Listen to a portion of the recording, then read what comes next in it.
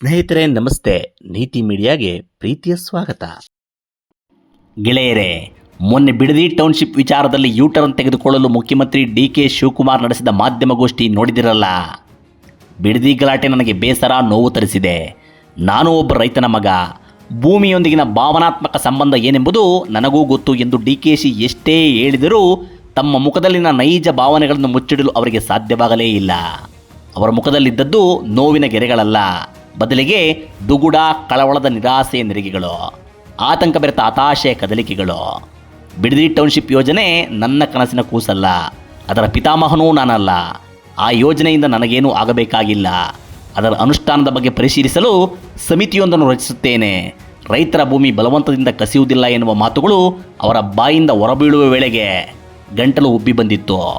ಆತಂಕವೂ ಇಣುಕಿತು. ಕೈ ಇಸುಕಿಕೊಂಡಿದ್ದು ಅವರಲ್ಲಿನ ಅಸಹಾಯಕತೆಯ ಭಾವವನ್ನು ಸೂಚಿಸುತ್ತಿತ್ತು. ಬಿಡದಿ ವ್ಯಾಪ್ತಿಯ ಭೂಮಿಗಳಿಗೆ ಕುಮಾರಸ್ವಾಮಿಯವರು ಹಾಕಿರುವ ರೆಡ್ ಝೋನ್ ನಾನು ತೆಗೆಯಲ್ಲ, ನನಗೇಕೆ ಬೇಕು ಅದರ ಉಸಾಬರಿ ಎನ್ನುತ್ತಾ ಎದ್ದೋಗುವ ಕೊನೆಯ ಕ್ಷಣದಲ್ಲಿ ಡಿ.ಕೆ.ಶಿ ಅವರಲ್ಲಿ ಕಂಡದ್ದು ದೊಡ್ಡ ಗಂಡಾಂತರದಿಂದ ಪಾರಾದ ಗ್ರೇಟ್ ಎಸ್ಕೇಪ್ ಆದ ನೆಮ್ಮದಿಯ ಮುಖಭಾವ. ಹೌದು, ಸಿಎಂ ಡಿ.ಕೆ.ಶಿ ದೊಡ್ಡ ಗಂಡಾಂತರದಿಂದ ತಪ್ಪಿಸಿಕೊಂಡಿದ್ದಾರೆ. ರಾಜಕೀಯ ಶತ್ರುಗಳು ತೋಡಿದ್ದ ಕೆಡ್ಡಾಕಿ ಬೀಳದೆ ಪಾರಾಗಿದ್ದಾರೆ. ಹಾಗಾದರೆ ಬಿಡದಿ ಟೌನ್ಶಿಪ್ ಯೋಜನೆ ವಿಚಾರದಲ್ಲಿ ಡಿ.ಕೆ. ಶಿವಕುಮಾರ್ ಅವರನ್ನು ಇಕ್ಕಳಿಕೆ ಸಿಲುಕಿಸಲು ದೊಡ್ಡ ಷಡ್ಯಂತ್ರ ನಡೆದಿತ್ತೆ. ಟೌನ್ಶಿಪ್ ಯೋಜನೆಗೆ ಬೃಹತ್ ಹಗರಣದ ರೂಪ ಕಟ್ಟಿ ರಾಷ್ಟ್ರ ಮಟ್ಟದಲ್ಲಿ ವಿವಾದ ಎಬ್ಬಿಸಿ ಡಿ.ಕೆ.ಶಿ ರಾಜಕೀಯ ಜೀವನಕ್ಕೆ ಕಪ್ಪು ಚುಕ್ಕೆ ಇಡಲು ಸ್ಕೆಚ್ ರೂಪಿತವಾಗಿತ್ತ?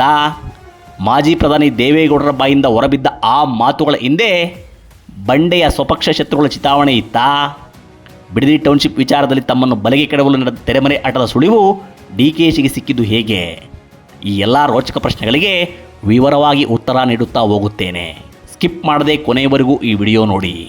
ಅದಕ್ಕೂ ಮುನ್ನ ತಮ್ಮಲ್ಲೊಂದು ಮನವಿ, ನೀವು ನೀತಿ ಮೀಡಿಯಾ ಚಾನಲ್ ಸಬ್ಸ್ಕ್ರೈಬ್ ಮಾಡದಿದ್ದರೆ ಈಗಲೇ ಮಾಡಿ, ನಮ್ಮನ್ನು ಬೆಂಬಲಿಸಿ, ಪ್ರೋತ್ಸಾಹಿಸಿ.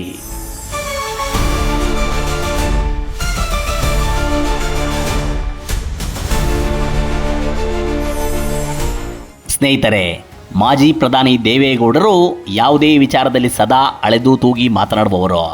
ತಮ್ಮ ರಾಜಕೀಯ ವಿರೋಧಿಗಳನ್ನು ಕಟ್ಟಿಹಾಕಲು ಮತ್ತು ಮಟ್ಟ ಹಾಕಲು ಅವರು ರಾಜಕೀಯ ತಂತ್ರಗಳನ್ನು ಬಳಸುತ್ತಾರೆಯೇ ಹೊರತು ನಾಲಿಗೆ ಮೇಲೆ ನಿಯಂತ್ರಣ ಕಳೆದುಕೊಂಡ ಉದಾಹರಣೆಗಳು ತೀರಾ ಅಪರೂಪ. ಅದರಲ್ಲೂ ಅವರು ಸುಮ್ಮನೆ ಯಾರ ಮೇಲೂ ಆರೋಪದ ಕೆಸರು ಚೆಲ್ಲುವುದೇ ಇಲ್ಲ. ಅಂತಹ ದೇವೇಗೌಡರು ಮುಖ್ಯಮಂತ್ರಿ ಡಿ.ಕೆ. ಶಿವಕುಮಾರ್ ಅವರ ವಿಚಾರದಲ್ಲಿ ಗಂಭೀರ ಆರೋಪ ದಾಟಿಯ ಮಾತುಗಳನ್ನು ಆಡಿದ್ದಾರೆ. ಅದೇ ಮಾತುಗಳು ರಾಜ್ಯ ರಾಜಕೀಯದಲ್ಲಿ ಕಂಪನ ಸೃಷ್ಟಿಸಿ ಡಿ.ಕೆ. ಡಿಸ್ಟರ್ಬ್ ಆಗಲು ಕಾರಣವಾಗಿದ್ದು. ಸಿದ್ದರಾಮಯ್ಯ ಅವರನ್ನು ಕೆಳಗಿಳಿಸಿ ತಮ್ಮನ್ನು ಮುಖ್ಯಮಂತ್ರಿ ಮಾಡಲು ಕಾಂಗ್ರೆಸ್ ಹೈಕಮಾಂಡ್ಗೆ ಒಡ್ಡಿರುವ ಆಮಿಷ ಈಡೇರಿಸುವ ಸಲುವಾಗಿ ಡಿ.ಕೆ.ಶಿ ಬಿಡದಿ ಟೌನ್ಶಿಪ್ ಯೋಜನೆ ಕೈಗೆತ್ತಿಕೊಂಡಿದ್ದಾರೆ.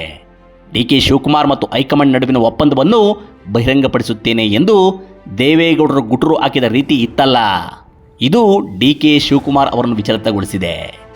ದೇವೇಗೌಡರ ಈ ಗಂಭೀರ ಆರೋಪದ ಮಾತುಗಳ ಹಿಂದೆ ಸ್ವಪಕ್ಷದ ಶತ್ರುಗಳ ಟೋನು ಬಂಡೆಗೆ ಕೇಳಿಸಿದಂತಿದೆ. ದೊಡ್ಡಗೌಡರ ಈ ಮಾತುಗಳಿಂದ ಬಂಡೆ ಗಾಬರಿ ಬಿದ್ದಂತಿದೆ. ಯಾರು ಏನೇ ಹೇಳಿದರೂ ರಾಷ್ಟ್ರೀಯ ಪಕ್ಷಗಳಲ್ಲಿ ಹೈಕಮಾಂಡ್ ಬೇಡಿಕೆಗಳನ್ನು ಪೂರೈಸಲು ರಾಜ್ಯದ ಮುಖ್ಯಮಂತ್ರಿಗಳು ಸದಾ ಸಿದ್ಧರಾಗಿ ನಿಂತಿರಬೇಕಾಗುತ್ತದೆ.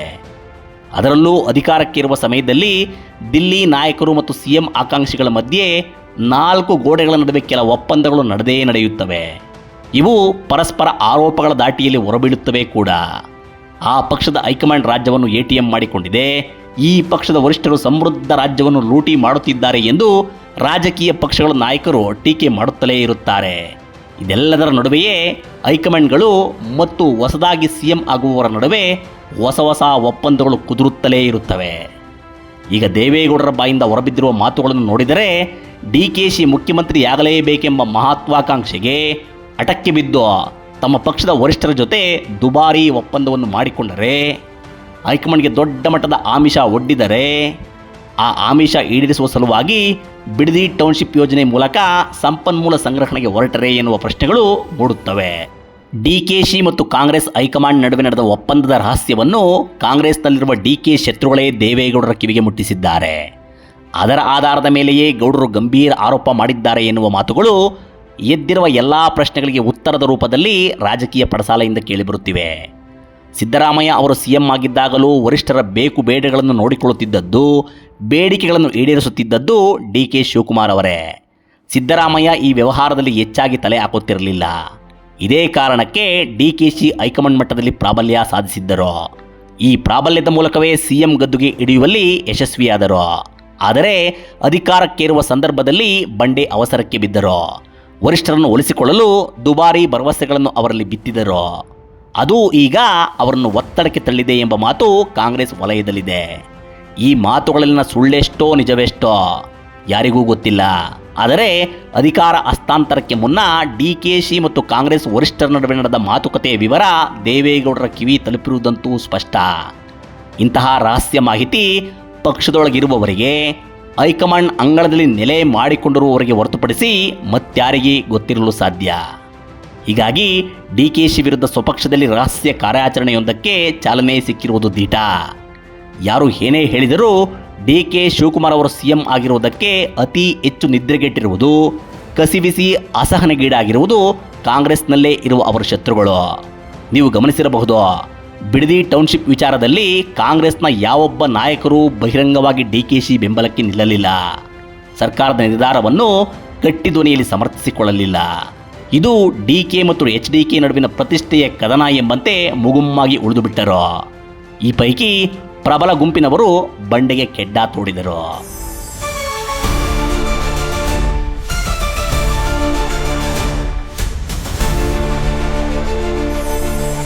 ಗೆಳೆಯರೇ, ಅನುಮಾನವೇ ಬೇಡ, ಬಿಡದಿ ಟೌನ್ಶಿಪ್ ಯೋಜನೆಯನ್ನು ಡಿಕೆಶಿ ತಾವು ಬಯಸಿದ್ದ ರೀತಿಯೇ ಅನುಷ್ಠಾನ ಮಾಡಲು ಹೊರಟಿದ್ದರೆ ಅದನ್ನು ದೇಶದ ಅತಿ ದೊಡ್ಡ ಹಗರಣವನ್ನಾಗಿ ಬಿಂಬಿಸಿ ರಾಷ್ಟ್ರ ಮಟ್ಟದಲ್ಲಿ ಕೂಗೆಬ್ಬಿಸಲು ಸ್ಕೆಚ್ಚು ಸಿದ್ಧವಾಗಿತ್ತು.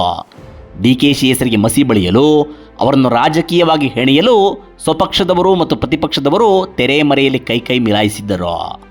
ಮಹಾರಾಷ್ಟ್ರ ಮುಖ್ಯಮಂತ್ರಿ ವಿಲಾಸ್ರಾವ್ ದೇಶ್ಮುಖ್ ಅವರನ್ನು ಹೇಗೆ ಆದರ್ಶ ಹೌಸಿಂಗ್ ಸೊಸೈಟಿ ಹಗರಣದಲ್ಲಿ ಸಿಲುಕಿಸಲಾಗಿತ್ತೋ, ಹರಿಯಾಣ ಸಿಎಂ ಭೂಪೇಂದ್ರ ಸಿಂಗ್ ಹೂಡಾ ಅವರನ್ನು ಹೇಗೆ DLF ಲ್ಯಾಂಡ್ ಕೇಸ್ನಲ್ಲಿ ಲಾಕ್ ಮಾಡಲಾಗಿತ್ತೋ, ಅದೇ ಮಾದರಿಯಲ್ಲಿ ಡಿಕೆಯನ್ನು ಬಿಡದಿ ಟೌನ್ಶಿಪ್ ಹಗರಣದಲ್ಲಿ ಸಿಲುಕಿಸಲು ಗುಪ್ತ ಸಂಚು ನಡೆದಿತ್ತು.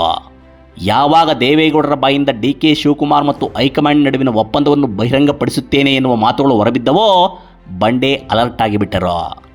ದೇವೇಗೌಡರು ಬಹಿರಂಗವಾಗಿ ಇಂತಹ ಮಾತುಗಳನ್ನು ಆಡುತ್ತಾರೆ ಎಂದರೆ ಇದರ ಹಿಂದೆ ಬಲಾಢ್ಯ ಕಾಣದ ಕೈಗಳ ಚಿತಾವಣೆ ಇದೆ ಎಂಬುದನ್ನು ಚಾಣಾಕ್ಷ ಡಿಕೆ ಅರಿತುಕೊಂಡು ಬಿಟ್ಟರು. ಪರಿಣಾಮ ಅವರು ಬಿಡದಿ ಟೌನ್ಶಿಪ್ ಯೋಜನೆ ವಿಚಾರದಲ್ಲಿ ಎಚ್ಚರಿಕೆಯ ಹೆಜ್ಜೆಗಳನ್ನು ಇಡಲು ಹೊರಟಿದ್ದಾರೆ. ರಕ್ಷಣಾತ್ಮಕ ಆದಿ ಮೂಲಕ ಟೌನ್ಶಿಪ್ ಯೋಜನೆಗೆ ಭೂಮಿ ಸಂಗ್ರಹಿಸಲು ಮುಂದಾಗಿದ್ದಾರೆ. ಮತ್ತಷ್ಟು ಗ್ರಾಮಗಳನ್ನು ಟೌನ್ಶಿಪ್ ಯೋಜನಾ ವ್ಯಾಪ್ತಿಗೆ ಸೇರಿಸಿ ಅಧಿಸೂಚನೆ ಹೊರಡಿಸಿದ್ದಾರೆ. ಇಷ್ಟೆಲ್ಲ ಆದ ನಂತರ ಬಿಡದಿ ಟೌನ್ಶಿಪ್ ಯೋಜನೆ ಕತೆ ಏನಾಗುತ್ತೋ ಗೊತ್ತಿಲ್ಲ. ಆದರೆ ಡಿಕೆಶಿ ಮಾತ್ರ ತಮ್ಮನ್ನು ಮುಗಿಸಲು ಸ್ವಪಕ್ಷ ಮತ್ತು ಪ್ರತಿಪಕ್ಷ ನಾಯಕರು ಜಂಟಿಯಾಗಿ ರೂಪಿಸಿದ್ದ ಆಪರೇಷನ್ನಿಂದ ತಪ್ಪಿಸಿಕೊಂಡು ಸೇಫ್ ಆಗಿದ್ದಾರೆ. ಕೊನೆಗೂ ಗ್ರೇಟ್ ಎಸ್ಕೇಪ್ ಆಗಿದ್ದಾರೆ. ಇಷ್ಟಾದ ಮೇಲೂ ಡಿಕೆಶಿ ಎದುರು ಸಾಲು ಸಾಲು ಸವಾಲುಗಳು ಬೆಟ್ಟದ ರೂಪದಲ್ಲಿ ನಿಂತಿವೆ.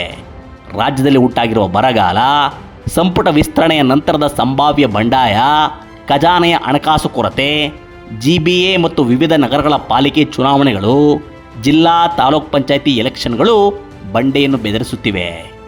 ಅದೆಲ್ಲಕ್ಕಿಂತ ಹೆಚ್ಚಾಗಿ ರಿಲೀಫ್ ಮೂಡ್ನಲ್ಲಿರುವ ಸಿದ್ದರಾಮಯ್ಯ ಅವರು ಹೊಸ ರಾಜಕೀಯ ಆಟ ಆರಂಭಿಸಲು ನವ ಚೈತನ್ಯದೊಂದಿಗೆ ಸಜ್ಜಾಗುತ್ತಿರುವುದು, ಸಿದ್ದು ಕ್ಯಾಂಪಿನಲ್ಲಿ ಮತ್ತೊಂದು ಅಹಿಂದ ದಂಡಯಾತ್ರೆಗೆ ಸಿದ್ಧತೆ ನಡೆಯುತ್ತಿರುವುದು ಬಂಡೆ ಪಾಲಿಗೆ ಗಲಿಬಿಲಿಗೊಳಿಸುವ ಬೆಳವಣಿಗೆಯೇ ಆಗಿದೆ.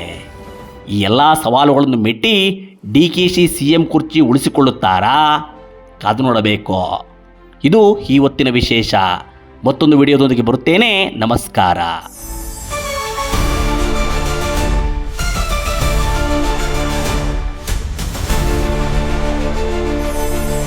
ನಿರಂತರ ವಿಡಿಯೋಗಳಿಗಾಗಿ ನೀತಿ ಮೀಡಿಯಾ ಯೂಟ್ಯೂಬ್ ಚಾನೆಲ್ ಸಬ್ಸ್ಕ್ರೈಬ್ ಮಾಡಿ.